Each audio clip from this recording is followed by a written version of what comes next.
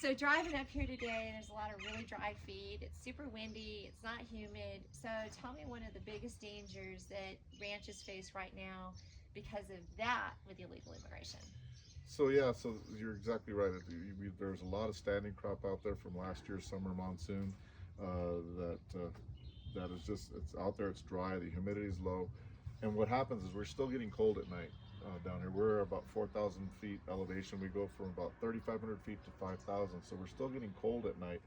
And so when we have these groups coming through illegally at night, they will start fires to keep them warm, and in the daytime, not necessarily extinguishing those fires. And so April is a time of the year when it's our windiest down here, and so we do get a lot of fires that crop up as a result of the wind kicking up and spreading some sparks, and so we've already had about I think it's 4 or 5 fires already this year, and luckily the Forest Service has been able to get around them and put them out.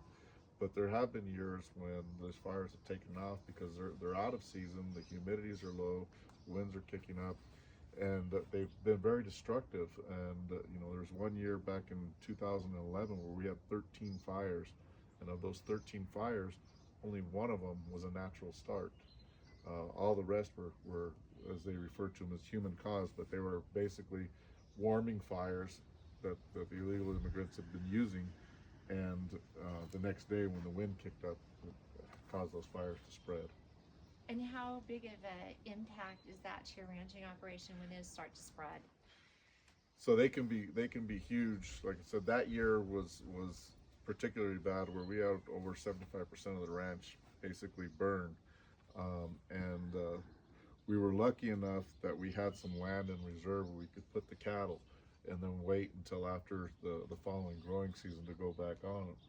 But uh, it was a lot of work, and it was a lot of effort, and a lot of money spent to be able to maintain the herd size without having to sell everything off. Right. So can you imagine if you owned a business or a small business in, I don't know, Phoenix, and 75% of your building burnt because of illegal immigrants and you just had to deal with it?